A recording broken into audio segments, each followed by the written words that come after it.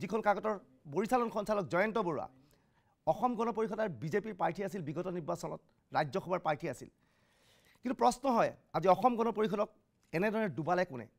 অসম গণ পৰিষদ ডুবোৱাৰ বাবে আমি তিনিজন ব্যক্তিক তিনিটা অংশক আমি চিনাক্ত কৰিছোঁ অকথ্য অনুষ্ঠানৰ জৰিয়তে মুকলিভাৱে কৈছোঁ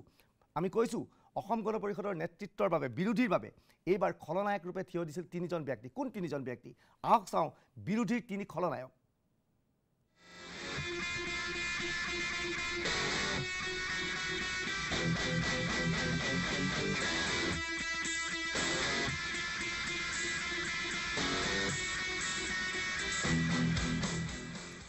হয় বিৰোধীৰ খলনায়ক ৰূপে আমি চিনাক্ত কৰিছোঁ অখিল গগৈ প্ৰতিদিন কাকত আৰু DY365 নামৰ চেনেলটো অসম গণ পৰিষদক আমি ভাল পাওঁ আমি অসমত এক শক্তিশালী বিৰোধী দল হোৱাটো বিচাৰোঁ কিন্তু এই তিনিটা প্ৰতিষ্ঠানে অসম গণ পৰিষদক সম্পূৰ্ণৰূপে নষ্ট কৰিলে অসম গণ পৰিষদৰ নেতৃবৰ্গই যেতিয়াই নিজ নিজ সমষ্টিত কৰ্মত ব্যস্ত আছিল DY365 কৈছিল সমষ্টিত থাকিব নালাগে আমাৰ চেনেললৈ আহক আমাৰ চেনেলত কওক আমি আপোনালোক জিকাম বুলি ক'ম আপুনি জিকিম বুলি ক'ব অখিল গগৈ নামৰ ব্যক্তিজন আহিছিল অখিল গগৈ আহি পেলাই গোপন বুজাবুজি কৰিছিল অখিল গগৈয়ে চেষ্টা চলাইছিল সমষ্টিয়ে মিটিং কৰিলে দুৰ্নীতিৰ বিৰুদ্ধে অখিল গগৈক অগ্ৰাহ্য কৰিলে অসমৰ জনসাধাৰণে এখন কাকত প্ৰতিদিন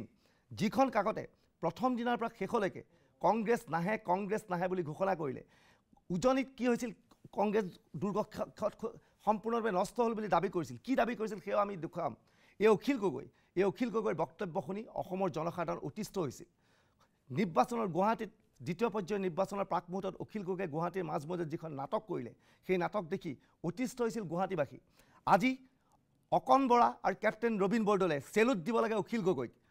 গগৈৰ বাবে অখিল গগৈৰ অত্যাচাৰৰ বাবে পূব গুৱাহাটী আৰু দিছপুৰ ৰাইজ একত্ৰিত হৈ ইচ্ছা নথকা সত্ত্বেও কেপ্টেইন ৰবীন বৰদলৈ আৰু অকণ বৰাক বিজয়ী সাব্যস্ত কৰিলে আজি অসম গণ পৰিষদে ধিক্কাৰ দিব লাগে অখিল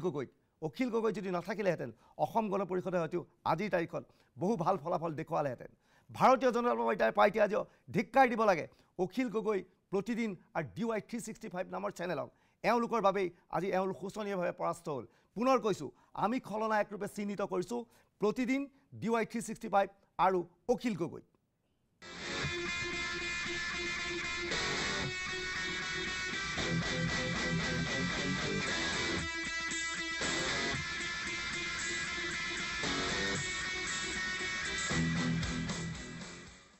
আপুনি হয়তো জানিব বিচাৰিব অখিল গগৈ প্ৰতিদিন কাকত আৰু DY365 তেওঁলোকে কিয় ভাবিছিল অসমত কংগ্ৰেছ সম্পূৰ্ণৰূপে উৎখাত হ'ব কংগ্ৰেছ হাৰিব বুলি তেওঁলোকে ভবা নাছিল তেওঁলোকে ভাবিছিল কংগ্ৰেছ উৎখাত হ'ব অসমলৈ আহিব অগপ আৰু বিজেপি কিয় ভাবিছিল ইয়াৰ এক ৰহস্য আছে অসম গণ পৰিষদে এক এক্সিট পল তৈয়াৰ কৰিবলৈ দায়িত্ব দিছিল এজন আৰক্ষী বিষয়াক সেই আৰক্ষী বিষয়াজন হ'ল অসম গণ পৰিষদৰ সূত্ৰই আজি নিউজ লাইভক আমাক জনাইছে সেই ব্যক্তিজন হ'ল অসম আৰক্ষীৰ IGP পৰ্যায়ৰ এজন বিষয়া যিজন বৰ্তমান চোৰাংচোৱা বাহিনীত সিকিউৰিটি শাখাত আছে এছ সিং নামৰ সেই ব্যক্তিজন এছ কে সিং নামৰ সেই ব্যক্তিজনৰ জৰিয়তে এক প্ৰতিবেদন প্ৰস্তুত কৰিছিল যিখন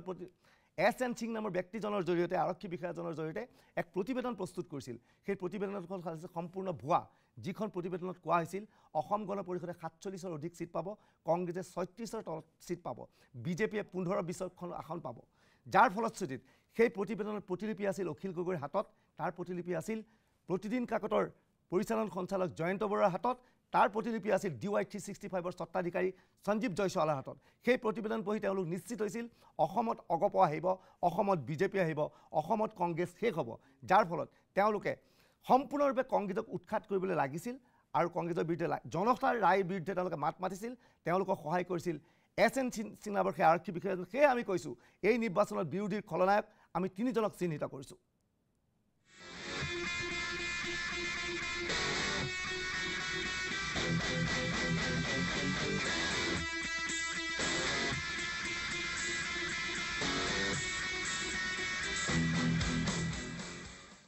দৰ্শকৰ জ্ঞাতাৰ্থে জনাওক কিছু সময়ৰ পিছতে আমাৰ এই অনুষ্ঠানৰ মাজত অংশগ্ৰহণ কৰিব এইবাৰৰ নিৰ্বাচনত অসমৰ ইতিহাসত আটাইতকৈ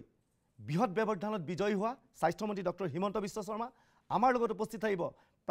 প্ৰাক্তন মুখ্যমন্ত্ৰী প্ৰফুল্ল কুমাৰ মহন্তক শোচনীয়ভাৱে পৰাস্ত কৰা ৰকিবুল হুছেইন তেওঁলোক উপস্থিত আহিব, তেওঁলোকৰ সৈতে আমি কথা পাতিম। কিন্তু আমাৰ ক'বলগীয়া এইখিনিতে যথেষ্ট আছে। আপোনালোকে যে সুধিব বিচাৰিছে যে প্ৰতিদিন DY বা অখিল গগৈ ভৱিষ্যতবাণী কিয় নিমিলে, আমাৰ ভৱিষ্যতবাণী কিয় মিলে। আমিও প্ৰতিদিনৰ স্বত্বাধিকাৰী বা DY স্বত্বাধিকাৰীৰ দৰে আমিও AC ৰুমতেই থাকোঁ, AC কোঠাতেই থাকোঁ। কিন্তু নিৰ্বাচনৰ প্ৰাক মুহূৰ্তত 4 দিনৰ বাবে আমি গাঁৱলৈ যাওঁ, গাঁৱত গৈ খবৰ লওঁ সুত কি হৈছে। আমাৰ আহ্বান সেইসকললৈ ভৱিষ্যতবাণী কৰাৰ আগতে এবাৰ গাঁৱলৈ যাওক। আমাৰ হাঁহি উঠিছে GL আগৰৱালাৰ দ্বাৰা প্ৰকাশিত আমাৰ অসম নামৰ কাকতখনৰ যি এক্সিট পোল, সেই এক্সিট পোল ৰাইজক অনুৰোধ জনাইছোঁ যোৱা 1 মাহৰ আমাৰ অসমখন ল'ব, এবাৰ পঢ়ি চাব, পঢ়ি চাই আপোনালোকে এইকেইদিন হাঁহিবলৈ সুযোগ পাব। তেওঁলোকলৈ আহ্বান যে আপোনালোকে নিৰ্বাচনৰ আগতে কেইদিনমান AC ঘৰত নাথাকি গাঁৱলৈ যাওক, 4 দিন গাঁও ফুৰি আহক, তাৰপিছত এক্সিট পোল পঢ়ক। নহ'লে আপোনালোককো আমি ক'ব লাগিব যে বিৰোধীৰ খলনায়ক GL আগৰৱালাও আছিল নেকি। কিন্তু আমি ভাবোঁ আজিৰ তাৰিখত বিৰোধীৰ খলনায়ক 3জন।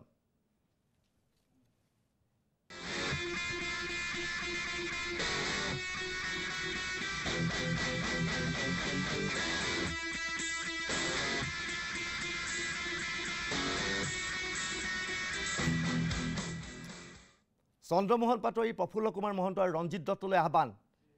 প্ৰতিদিন DY 365 কেৱল ভৰসা নকৰিব। আমি জানো চন্দ্ৰমোহন পাটোৱাৰীৰ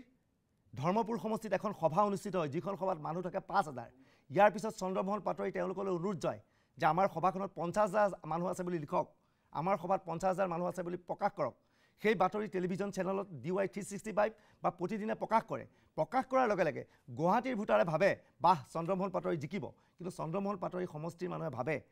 এই মিছা কথা কিয় লিখিছে, এওঁলোকে দেখোন মিছা বাতৰি দিছে। যাৰ ফলত যি 5000 মানুহ উপস্থিত আছিল উক্ত সভাত, সেই সংখ্যা আৰু হ্ৰাস পায়। এনেকৈ হাৰি আহিছে বিৰোধী দলৰ নেতৃবৰ্গ। এইবাৰ আমি দেখুৱাব বিচাৰিছোঁ ৰঞ্জিত দত্ত। ৰঞ্জিত দত্ত এই নিৰ্বাচনত হাৰিব বুলি আশংকা প্ৰকাশ কৰাইছিল, নিউজ লাইভৰ বাতৰি সম্প্ৰচাৰ হৈছিল। তাৰপিছত ৰঞ্জিত দত্তই কৈছিল যে তেওঁ কোনো ক্ষেত্ৰত নাহাৰে। এই ক্ষেত্ৰত ৰঞ্জিত দত্তই কি কৈছিল আমি দৰ্শকসকলক দেখুৱাব বিচাৰিছোঁ। বাহুবলী মন্ত্ৰীয়ে মোৰ সমষ্টিত গৈ পেলাই বিধানসভাত তেওঁ মোৰ তাত ৰাজ্যিক সভাপতি, মই ভাৰতীয় জনতা পাৰ্টীৰ ৰাজ্যিক সভাপতি, এই ৰাজ্যিক সভাপতিক তাত হৰুৱাবলৈ কৈছে। 3জনকে অক্সিজেন দিবলৈ কৈছিলে। মোৰ যিগৰাকী প্ৰাৰ্থী আছিলে পল্লৱ লোচন দাস, আচ্ছা তেওঁৰ প্ৰাক্তন তেওঁ সম্পাদক, সাধাৰণ সম্পাদক। তাৰ ৰাইজৰ অক্সিজেনৰ প্ৰয়োজন নাছিলে। তেওঁ হেমন্ত বিশ্ব শৰ্মাই তাত অক্সিজেন দিবলৈ গ'ল, তৰুণ গগৈ ডাঙৰীয়াই অক্সিজেন দিবলৈ গ'ল, আৰু ৰকিবুল হুছেইনেও অক্সিজেন দিবলৈ গ'ল। কিন্তু বিহালী সমষ্টিত এই 3জনৰ অক্সিজেনৰ প্ৰয়োজন নাই। ৰঞ্জিত দত্তক বিহালী সমষ্টি ৰাইজৰ লোকেল ৰাইজৰ অক্সিজেনৰ লৈ পেলাই বিহালী সমষ্টি জীয়াই আছে।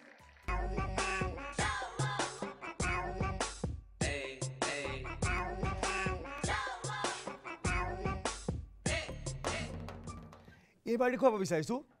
নিৰ্বাচনৰ ভোটগ্ৰহণ অনুষ্ঠিত হোৱাৰ পিছত ৰঞ্জিত দত্ত সংক্ৰান্তত হিমন্ত বিশ্ব শৰ্মাই কি কৈছিল। হিমন্ত বিশ্ব শৰ্মাই বক্তব্য চাওক। অসমত ইতিমধ্যে প্ৰথম পৰ্যায়ৰ নিৰ্বাচন অনুষ্ঠিত হৈ গ'ল, আৰু এই যি প্ৰথম পৰ্যায়ৰ নিৰ্বাচন অনুষ্ঠিত হৈ গ'ল, তাত আমি অতি নিশ্চিতভাৱে ক'ব পাৰোঁ যে কংগ্ৰেছ দলে অতি কমেও 42খন আসন ইতিমধ্যে লাভ কৰিবলৈ সক্ষম হৈছে। আজি আমি ইমানেই নিশ্চিত যে আমাৰ বিধায়কসকল জিকিছে। আজি আমাৰ মাজত আপোনালোকক এক প্ৰকাৰ বিধায়ক বুলিয়ে ক'ব পাৰি। আমাৰ ভাতৃ দুজন সুশান্ত বুঢ়াগোহাঁই, যোন নেকি থাওৰা সমষ্টিৰ পৰা নিৰ্বাচন জিকিছে, আৰু পল্লৱ লোচন দাস, যি নেকি বিহালী সমষ্টিত বিজেপি দলৰ সভাপতি ৰঞ্জিত দত্তক পৰাজিত কৰিছে, তেওঁলোক আজি আমাৰ মাজত উপস্থিত আছে। এতিয়া AGPৰ প্ৰাৰ্থীবিলাকক আপোনালোকে বিচাৰক, যিবিলাক AGPৰ প্ৰাৰ্থী আপাৰ আছামত, উত্তৰ অসমত, বৰাক ভেলীত ইলেকশ্যন খেলিছিল,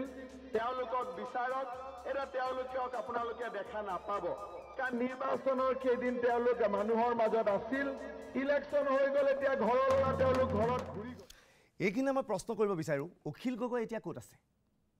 অখিল গগৈ এতিয়া ক'ত আছে বুলি ফেচবুকত জাষ্ট প্ৰশ্ন কৰিছিলোঁ। অখিল ক'ত? তাৰ উত্তৰত বিভিন্নজনে উত্তৰ দিছিলে আজিৰ দিনটোত। সেই উত্তৰবিলাক এই অনুষ্ঠানৰ মাজতে আমি আপোনালোকৰ মাজত সম্প্ৰচাৰ কৰাৰ ব্যৱস্থা কৰিম। অখিল গগৈ এনে এজন ব্যক্তি, যিজন ব্যক্তি বিৰোধী দলৰ দ্বাৰা লালিত পালিত, পৰৱৰ্তী সময়ত অসম মন্ত্ৰীসভাৰ 2জনকৈ সদস্যই তেওঁলোকক সহায় কৰিছিল। সৌভাগ্যবশতঃ সেই 2জন মন্ত্ৰী জিকি আহিল। সেই দুজন মন্ত্ৰীৰ সমষ্টিত কিন্তু অখিল গগৈ এখনো নিৰ্বাচনী সভা অনুষ্ঠিত কৰিব নগ'ল অখিল গগৈ য'ত নিৰ্বাচনী প্ৰচাৰ চলাল সেই সমষ্টিত জিকি আহিল কংগ্ৰেছ সামগ্ৰীত অখিল গগৈয়ে চিঞৰি মহন্তৰ হৈ সমৰ্থনত প্ৰচাৰ জনালে লগে ৰাইজে ভোট দিলে ৰকিব হুছেইনক সেয়ে অসম গণ পৰিষদত আৰু বিজেপিৰ কৰ্মীসকলক আহ্বান জনাওঁ আপোনালোকে এই পৰাজয়ৰ বাবে অখিল গগৈক দুখ দিয়ক এই পৰাজয়ৰ বাবে অসমৰ ৰাইজক ভোট নিদিব অখিল গগৈ হৰুৱালে কেইবাটাও আসনত কেইবাজনো বিৰোধী দলৰ নেতাক সেয়ে অখিল গগৈ সেইজন অখিল গগৈ যি সাংবাদিক মেল মাতে য'ত ফ্লৰিডাৰ কোনোবা বিশ্ববিদ্যালয় বষ্টনৰ বিশ্ববিদ্যালয় তৰুণ গগৈ বাসগৃহ বুলি দেখুৱাই দিয়ে যিজন অখিল গগৈ উৰিষ্যাৰ কোনোবা মন্দিৰৰ সম্পত্তি হিমন্ত বিশ্ব শৰ্মাৰ সম্পত্তি বুলি লিখি দিয়ে সেইজন অখিল গগৈ কাজিৰঙাত অতনু ভূঞাই সম্পত্তি লৈ বুলি ঘোষণা কৰে সেইজন অখিল গগৈ ক'ত সেই অখিল গগৈ যি সাংবাদিক মেল পাতিলে DY 365 নম্বৰ চেনেলটোৱে লাইভ টেলিকাষ্ট কৰে অপ্ৰতিৰোধ অখিল বুলি ঘোষণা কৰে অতি দুখৰে জনাওঁ সেই DY 365 ইতিমধ্যে খুদ সলনি কৰিছে অপ্ৰতিৰোধ অখিল সলনি হৈছে আজি সন্ধিয়াৰ বাতৰি দেখা গ'ল অপ্ৰতিৰোধ কংগ্ৰেছ DY 365 বাতৰি DY 365 সাহস আছে যদি আহক অপ্ৰতিৰোধ অখিল বুলি চিঞৰক অখিল গগৈ আপোনাক প্ৰত্যাহ্বান জনাইছোঁ সাহস আছে যদি সাংবাদিক মেল পাতক নিউজ লাইভে লাইভ টেলিকাষ্ট কৰিব এখন নহয় দুখনকৈ DSNG ভেন পঠিয়াম কিয় লাইভ টেলিকাষ্ট কৰিব সেই অনুষ্ঠানৰ পিছত আপুনি গম পাব অখিল গগৈলৈ আমাৰ আহ্বান জনাইছোঁ আহক অখিল গগৈ এখন সাংবাদিক মেল পাতক পাতি আপুনি কওক EVM মেচিন বেয়া বুলি কওক আপোনাৰ মন গ'লে কওক কংগ্ৰেছক গালি পাৰক হিমন্ত বিশ্ব শৰ্মাক গালি পাৰক অতনু ভূঞাক গালি পাৰক সাহস আছে যদি আপোনাক প্ৰত্যাহ্বান জনাইছোঁ আপুনি কৃষকৰ মাজত আছে অসমৰ ৰাইজৰ মাজত আছিল বুলি কৈছিল আপুনি কৈছিল অসমৰ ৰাইজৰ মাজত আছে DY 65 আপোনালোক কৈছিল অসমৰ ৰাইজৰ মাজত আছে প্ৰতিদিনৰ জয়ন্ত বৰুৱা আপুনি কৈছিল অসমৰ ৰাইজৰ মাজত আছে আহক সাহস আছে যদি একেলগে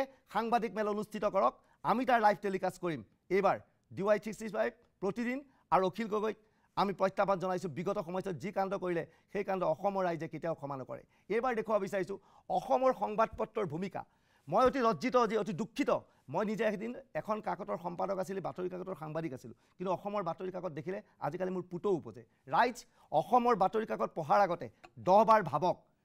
এখন কমেডি সিনেমা চাব কিন্তু অসমৰ বাতৰি কাকত নপঢ়িব এইবাৰ মই দেখুৱাম অসমৰ বাতৰি কাকতৰ কেইখন ভূমিকা টেলিভিছনৰ পৰ্দাত চাওক অসমৰ বাতৰি কাকতে কি লিখিছিল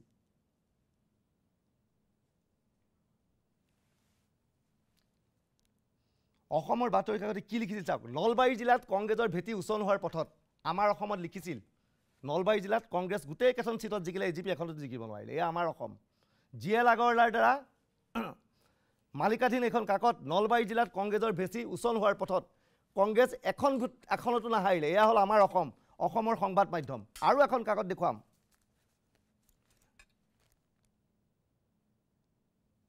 প্ৰতিদিন মধ্য নামনিৰ 31টা সমষ্টিত সংকটত কংগ্ৰেছ মই সুধিব বিচাৰিছোঁ জয়ন্ত বৰুৱাক মধ্য নামনিৰ কোনকেইটা সমষ্টিত কংগ্ৰেছ সংকটত আছে আপোনাৰ সাহস আছে যদি কালি প্ৰতিদিনত লিখক অসমৰ ৰাইজ এয়া চাওক অসমৰ কাকতৰ ভূমিকা এয়া অসমৰ সাংবাদিকতা এই সাংবাদিকতাৰ বাবে আজি আমাক নিউজ লাইভক কংগ্ৰেছৰ চেনেল বুলি সমালোচনা কৰে আমি কংগ্ৰেছৰ চেনেল নহয় আমি ৰাইজৰ চেনেল এয়া হৈছে AGP বিজেপিৰ দালাল AGP বিজেপিৰ মধ্যভোগী চেনেল এয়া সংবাদ মাধ্যম নহয় এয়া বিৰোধীৰ অগপবা বিজেপিৰ সুবিধা লোৱাৰ উদ্দেশ্যৰে প্ৰকাশ পোৱা কাকত আৰু আমি দেখুৱাব বিচাৰিছোঁ কোনখন কাকতে কি লিখিছিল কিং মেকাৰৰ অংকত লাগিছে আউল আসন হ্ৰাস পাব BPFৰ প্ৰতিদিন ভালকৈ মন কৰক BPFে কিমানখন আসন পালে এবাৰ চাওক কিমান ডাঙৰ কমেডি শ্ব' কৰিছিল আপোনালোকে বিগত সময়ছোৱাত অসমৰ ৰাইজ এয়া চাওক প্ৰতিদিন যোৱা এক মাহৰ প্ৰতিদিন আমাৰ অসম মেলি লওক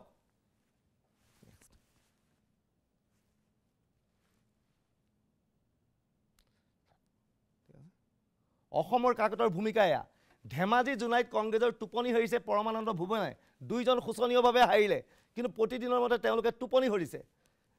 প্ৰতিদিন কাকত এবাৰ পঢ়ি চাওক ৰাতিপুৱা কাও লিখক ধেমাজি জোনাইত কংগ্ৰেছৰ টোপনি হাৰিছে পৰমানন্দ ভুৱনে দুইজন শোচনীয়ভাৱে হাৰিছে 20,000 ভোটত হাৰা ভুৱন পেগুৱে কেনেকৈ ধেমাজিত কংগ্ৰেছৰ টোপনি হৰণ কৰিছে জয়ন্ত বৰুৱা এবাৰ আপুনি চাই লওক আপোনালোকক অসমৰ ৰাইজে কি কৰিব লাগে অসমৰ ৰাইজে সিদ্ধান্ত লওক মই এজন সাংবাদিক হিচাপে আজি মুকলিভাৱে এইবিলাক সাংবাদিকতা কৰা নাই এইবিলাকে বিভিন্ন দলৰ হয় বিভিন্ন এখন মধ্যভোগী দালালৰ